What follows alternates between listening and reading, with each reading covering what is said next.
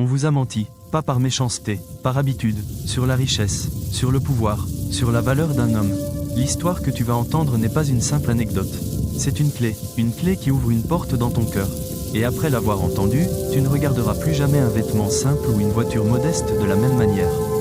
C'est une promesse. Imagine la scène. Un père rentre du travail, le soir tombe sur la ville. Ses mains sont marquées par la journée, son dos est un peu voûté par l'effort. Mais quand il franchit le seuil de la porte, un silence respectueux s'installe. Ses vêtements sont simples, mais son regard porte la noblesse de celui qui nourrit sa famille avec honneur et sueur. Sa valeur n'est pas dans sa poche, elle est dans son sacrifice. Pense à cet étudiant, penché sur ses livres jusqu'à l'aube. La lumière de la lampe éclaire son visage concentré. Autour de lui, pas de luxe, juste des piles de savoir, des mots qui construisent un avenir. Il ne cherche pas à impressionner le monde avec des apparences. Il cherche la lumière d'Allah à travers la connaissance, un trésor que nul ne peut lui voler, une richesse qui ne s'use jamais. Ces images, tu les connais. Tu les sens, n'est-ce pas? C'est la noblesse de nos foyers, la fierté silencieuse de nos communautés. Alors, pourquoi, une fois dehors, dans le bruit du monde, notre regard change-t-il si vite? Pourquoi la valeur d'un homme se mesure-t-elle soudain à la marque de sa montre ou au tissu de son costume? C'est dans ce paradoxe que notre histoire commence. Pas dans une mosquée, ni dans une bibliothèque, mais dans le lieu le plus superficiel du monde moderne. Un aéroport international, Paris-Charles de Gaulle, le temple du statut, de la vitesse et du jugement hâtif. Imagine le tumulte, des voyageurs pressés, des annonces au micro, le roulement incessant des valises sur le marbre brillant. Des boutiques de luxe qui crient leurs promesses de bonheur matériel. Et au milieu de ce chaos organisé, un homme. Assis, immobile. Son calme est une anomalie. Ses vêtements sont usés, sans âge, mais impeccablement propres.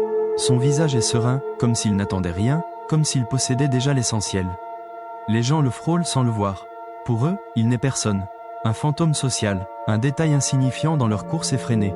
Ils commettent tous, sans le savoir, la même erreur monumentale. Ils jugent le livre à sa couverture. Mais la vraie révélation, celle qui va secouer cet aéroport jusqu'à ses fondations invisibles, arrive maintenant. Cette révélation, ce n'est pas seulement celle de l'identité de cet homme. Non, ce serait trop simple. La véritable révélation, c'est la tienne. C'est la promesse que cette histoire, si tu l'écoutes avec ton cœur, va changer quelque chose en toi. Profondément. Pourquoi te raconter cette scène d'aéroport avec tant de détails? Pourquoi insister sur ce contraste entre le luxe criard et la simplicité silencieuse? Parce que cet aéroport, c'est notre monde.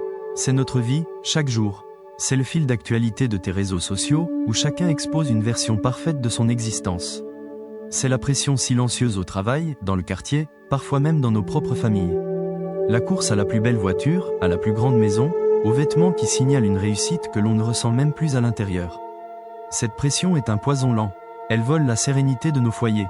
Elle nous pousse à vivre pour le regard des autres, et non pour le regard d'Allah.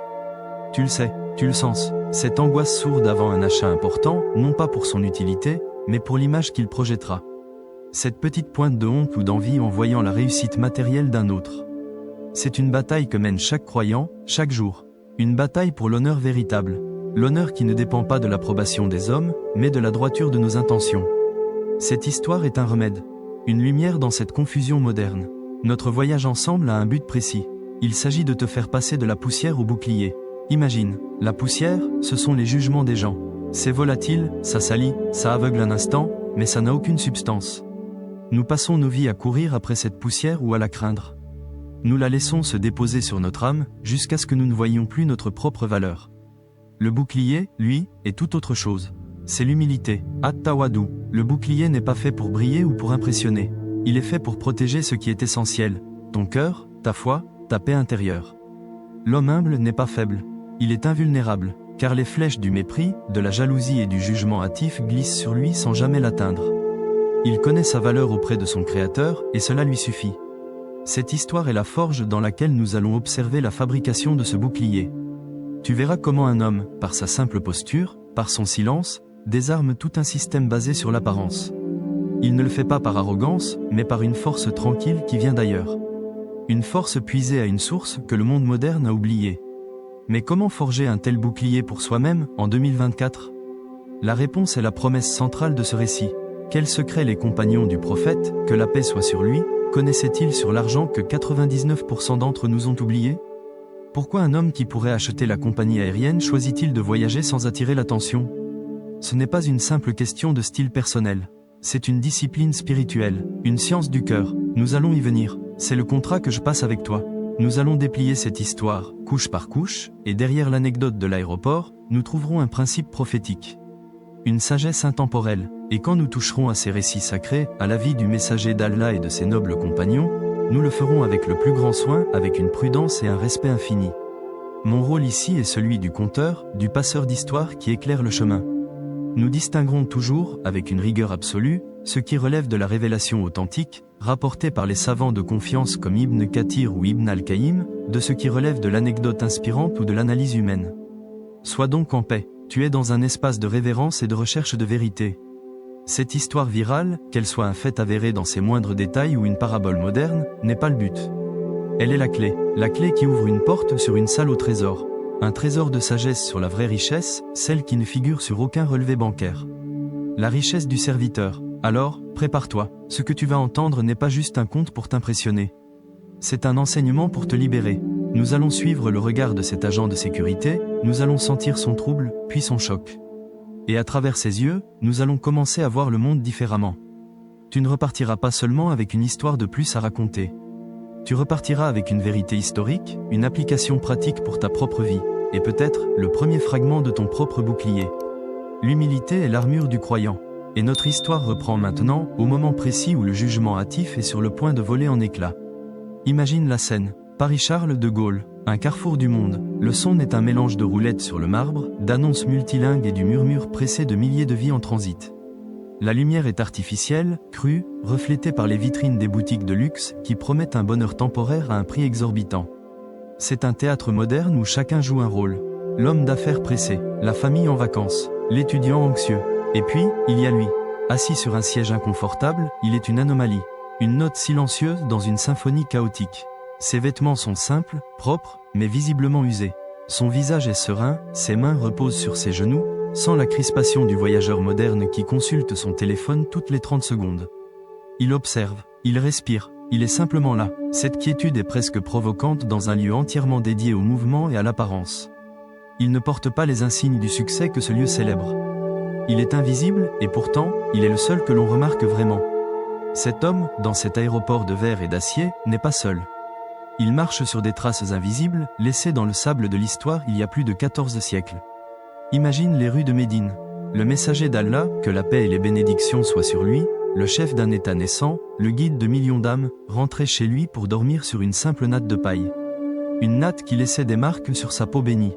Quand ses compagnons, le cœur brisé de le voir ainsi, lui proposèrent un lit plus doux, il répondit par une question qui traverse les âges. Qu'ai-je à faire avec ce monde ? Je suis dans ce monde comme un cavalier qui se repose à l'ombre d'un arbre, puis repart et le laisse. Voilà la source, voilà la discipline. Ce n'est pas un mépris du confort, c'est une compréhension profonde de la finalité. Pense maintenant à ses compagnons. Pense à Abd al-Rahman ibn Guillemets simple inversé AWF, l'un des hommes les plus riches de l'histoire musulmane. Un génie du commerce dont la fortune était légendaire. Un jour, une caravane de 700 chameaux, chargée de ses marchandises, entra dans Médine en faisant trembler la terre. Mais cet homme, au sommet de sa puissance matérielle, pleurait souvent en pensant au jour du jugement, craignant que sa richesse ne soit un fardeau. Il donnait sans compter, en secret, finançant des armées entières et libérant des esclaves par dizaines, comprenant que chaque dinar était une question d'Allah. Sa richesse ne lui appartenait pas. C'était une amana, un dépôt sacré. Mais la vraie révélation arrive maintenant. Cet héritage n'est pas une relique de musée. C'est un guide pratique pour la vie. Pour ta vie, pour la mienne. Dans nos foyers, la pression de la dounia, de ce bas monde, frappe à la porte chaque jour. La dernière télévision, la voiture plus grande, le vêtement de marque pour l'enfant, pour qu'il ne se sente pas exclu à l'école. Ces désirs sont des chaînes invisibles. Le geste de l'homme de notre histoire, en portant un vêtement simple, n'est pas un acte de négligence. C'est un acte de guerre, une déclaration d'indépendance contre la tyrannie de l'apparence. C'est une façon de protéger sa famille, non pas de la pauvreté, mais du poison du matérialisme qui ronge la paix du cœur. Le regard de l'agent de sécurité se pose sur lui. L'engrenage du jugement est enclenché. Et personne ne sait encore que cet instant va tout changer. L'agent s'approche. Sa démarche est assurée, professionnelle. Il n'est pas malveillant. Il est le produit de son environnement, un gardien formé pour repérer les dissonances. Et cet homme est une dissonance. Dans ce terminal de première classe et de voyageurs d'affaires, un homme aux chaussures usées, sans bagage de marque, est un point d'interrogation. Le protocole est clair. Une vérification s'impose. La sécurité de tous est en jeu. Il s'arrête devant l'homme, sa posture est droite, son ton neutre. Monsieur, votre passeport, s'il vous plaît. Il n'y a aucune animosité dans sa voix. Juste de la procédure. L'homme lève les yeux. Son regard est calme, sans une once de ressentiment ou de surprise. Il ne proteste pas. Il ne demande pas « Pourquoi moi ?» Il ne se lance pas dans une tirade sur le profilage. Il plonge simplement la main dans la poche intérieure de sa veste et en sort un passeport à la couverture sombre. Il le tend à l'agent. Ce simple geste de soumission tranquille est la première fissure dans l'armure de certitude de l'agent. La plupart des gens, dans cette situation, montrent de la nervosité, de l'agacement. Pas lui, il y a une force dans son silence. L'agent prend le document, le contact est bref. Il l'ouvre, les yeux rivés sur la page d'identité, prêt à scanner le nom, la date de naissance, la photo, cherchant l'incohérence, l'alerte. Son cerveau travaille vite, croisant les données avec des listes mémorisées, des profils de risque. C'est son métier, c'est sa science, une science des apparences, mais ce n'est pas la photo qui va le frapper en premier. C'est le nom, un nom, une suite de lettres, mais pas n'importe lesquelles. Pour l'agent, ce nom n'est pas juste une identité. C'est une institution, c'est un nom qu'il a lu des centaines de fois, pas dans des rapports de police, mais dans les pages de Forbes, du Wall Street Journal, des grands magazines économiques. Un nom associé à des fondations caritatives colossales, à des projets d'infrastructures qui changent des pays entiers, à une fortune si vaste qu'elle dépasse l'entendement. Un nom qui pourrait, littéralement, racheter plusieurs fois la compagnie aérienne pour laquelle il travaille. Le temps s'arrête, tu le sens, n'est-ce pas ? Le choc silencieux, le cerveau de l'agent de sécurité refuse de faire le lien. Il regarde la photo sur le passeport.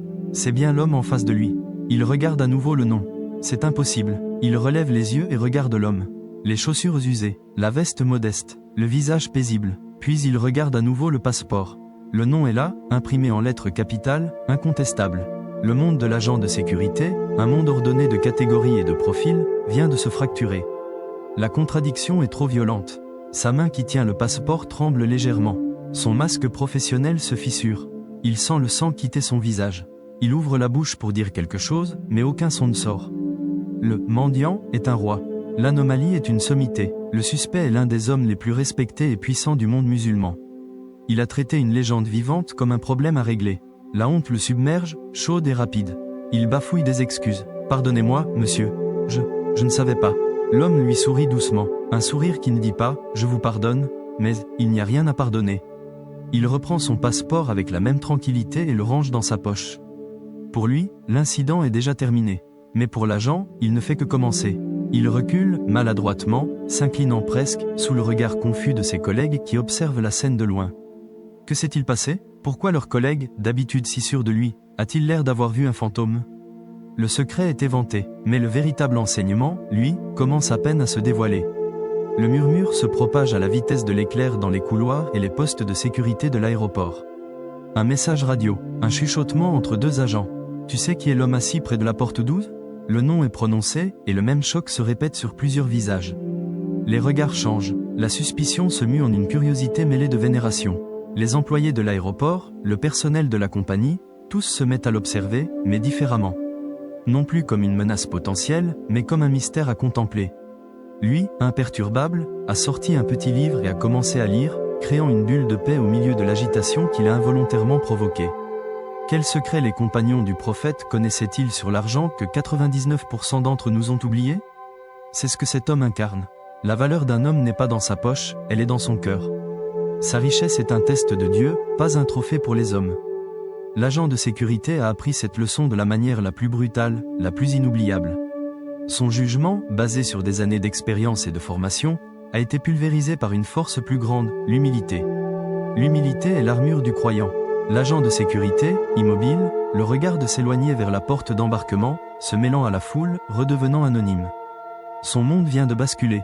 Il ne regardera plus jamais un vêtement simple de la même manière. Mais ce qu'il s'apprête à faire dans les secondes qui suivent, le geste qu'il va poser, est la partie la plus importante de cette histoire, et nous y arrivons. L'agent reste figé, comme cloué au sol par une force invisible. Son regard suit la silhouette de l'homme qui s'éloigne, se fondant dans le flot anonyme des voyageurs. Il n'est plus un suspect, il n'est plus un milliardaire. Il est redevenu un serviteur d'Allah, un passager parmi les autres. Le monde de l'agent, lui, a été fracturé en deux. Avant ce nom sur ce passeport, et après, il sent le poids de son uniforme, de son talkie-walkie, de toutes les certitudes sur lesquelles il a bâti sa carrière. Tout lui paraît soudain dérisoire, superficiel. Il ne court pas après l'homme pour s'excuser. Les mots seraient vains, ridicules. Son geste est plus profond, plus silencieux. Il se redresse, lentement. Il ajuste sa casquette, non par réflexe professionnel, but comme un acte de réalignement intérieur. Son salut n'est plus celui d'un agent à un passager, mais un salut silencieux, un signe de respect profond pour la leçon qu'il vient de recevoir. Une leçon qui n'a pas de prix. Une leçon qui a pulvérisé des années de préjugés en une fraction de seconde. Ses collègues, observant de loin, ne comprennent pas ce changement de posture, cette gravité soudaine. Mais pour l'agent, tout est clair. Il vient de rencontrer la véritable richesse. Et elle n'avait rien à voir avec un compte en banque. Pourquoi? C'est la question qui brûle maintenant toutes les lèvres dans les murmures de l'aéroport. C'est la question qui hante l'esprit de l'agent. Pourquoi un homme qui pourrait s'offrir une flotte de jets privés voyage-t-il ainsi? La réponse n'est pas dans un calcul économique. Elle est dans une vision du monde, une sagesse spirituelle qui échappe à notre époque matérialiste. Cette sagesse porte un nom. En arabe, on l'appelle le ZUHD. Le ZUHD n'est pas la pauvreté. C'est une erreur commune. La pauvreté est une condition, une épreuve. Le ZUHD est un choix. C'est le détachement du cœur. C'est comprendre que tout ce que nous possédons dans cette dunya, ce bas monde, n'est pas une propriété, mais une amana. Une confiance, un dépôt sacré qu'Allah nous confie pour une durée limitée. Imagine un instant, ton argent, ta maison, ta voiture, même tes vêtements, ne t'appartiennent pas réellement. Tu en es le gérant, le dépositaire. Et un jour, tu devras rendre des comptes sur la manière dont tu as géré ce dépôt. Cet homme dans l'aéroport n'était pas pauvre. Il était immensément riche, mais son cœur, lui, était libre. Il n'était pas l'esclave de sa fortune, il en était le maître. Mais la vraie révélation arrive maintenant. Cette attitude n'est pas une excentricité moderne. C'est l'héritage direct de l'homme le plus aimé d'Allah, notre prophète Muhammad, que la paix et les bénédictions soient sur lui. Lui, le chef d'État, le guide d'une communauté entière, dormait sur une simple natte de feuilles de palmier. Une natte si dure qu'elle laissait des marques sur sa peau bénie. Un jour, Omar ibn al-Khattab, en le voyant, se mit à pleurer. Il pleurait en comparant la couche du messager d'Allah au lit somptueux des empereurs de Perse et de Byzance. Le prophète, avec une douceur infinie, lui demanda « Qu'est-ce qui te fait pleurer, ô Omar ?» Omar répondit « Ô messager de Dieu, comment ne pas pleurer quand les rois de ce monde dorment sur la soie et le brocart, et que toi, la meilleure des créatures, tu dors sur cette natte ?» Le prophète lui sourit et lui livra une leçon éternelle. « Ne serais-tu pas satisfait, ô Omar, qu'ils aient ce monde et que nous ayons l'au-delà ?» Voilà le secret, voilà la clé. L'homme de l'aéroport n'avait fait que marcher sur les traces de son prophète. Il avait compris que la valeur d'un homme n'est pas dans sa poche. Sois riche aux yeux de Dieu, pas des hommes. Cette philosophie était la norme pour les compagnons, ces géants de la foi. Pense à Abd al-Rahman ibn AWF, l'un des hommes les plus riches de Médine. Sa richesse était si légendaire que ses caravanes commerciales pouvaient bloquer les rues de la ville.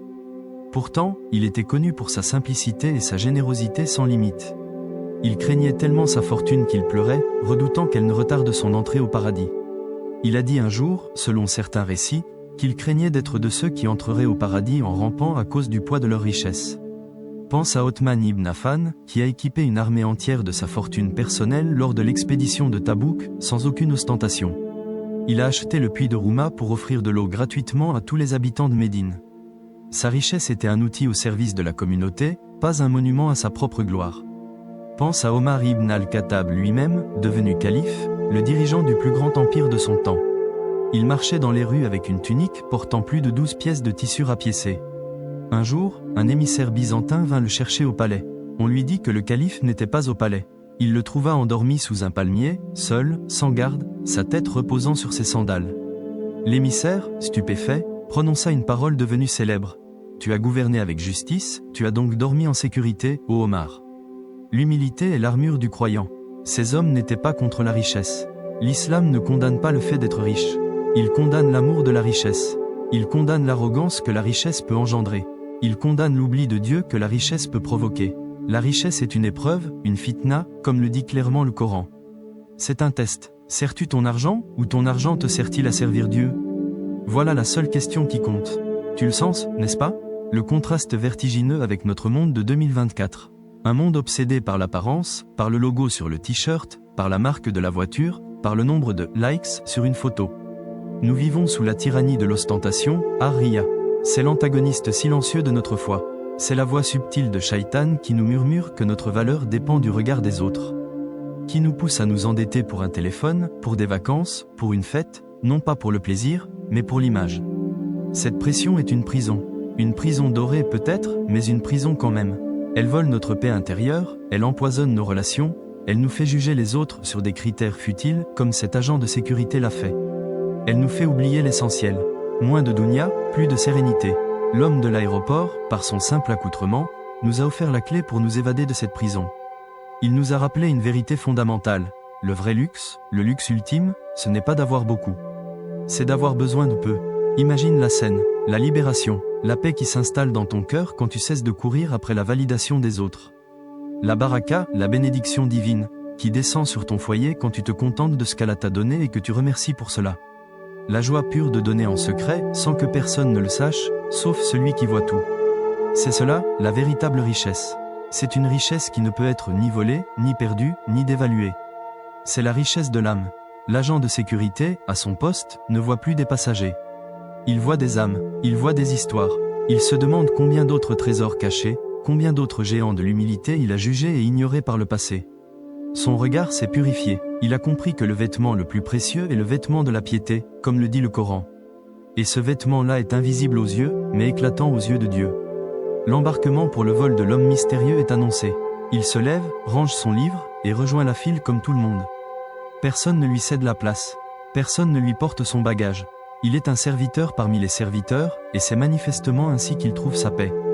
Il disparaît dans la passerelle, laissant derrière lui un aéroport transformé, non par un événement spectaculaire, mais par le pouvoir silencieux d'un exemple. L'histoire pourrait s'arrêter ici, sur cette image de l'agent qui a appris sa leçon et du milliardaire qui a repris son chemin. Mais ce serait passé à côté de l'essentiel.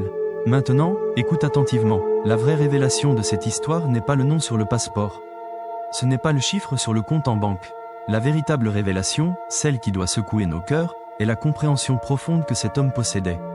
Il avait compris un secret que les compagnons du prophète connaissaient, mais que notre époque a presque totalement oublié. Le secret est que la richesse, au-delà d'un certain seuil, n'est pas une bénédiction. C'est une épreuve redoutable. C'est un voile, un hijab, qui risque à chaque instant de se dresser entre le serviteur et son seigneur. Ces vêtements usés n'étaient pas un déguisement pour tromper le monde. C'était une armure pour se protéger de lui-même. Une armure contre son propre ego, son propre nafs. Car l'ego se nourrit du regard des autres, il grandit avec les louanges, il s'enivre du luxe. En choisissant la simplicité la plus totale, cet homme ne se cachait pas des gens, il protégeait son cœur de la plus grande des maladies, l'orgueil. Il vivait activement le principe selon lequel la valeur d'un homme n'est pas dans sa poche, mais dans sa piété. Tu le sens, n'est-ce pas? Cette vérité qui résonne au plus profond de toi. Cet homme n'était pas le propriétaire de sa fortune.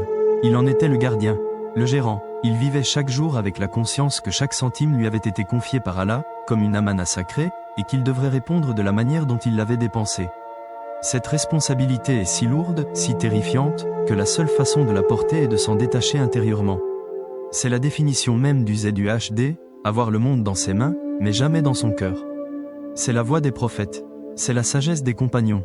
Notre prophète Muhammad, que la paix et les bénédictions soient sur lui, le chef d'un État naissant, dormait sur une simple natte qui laissait des marques sur sa peau.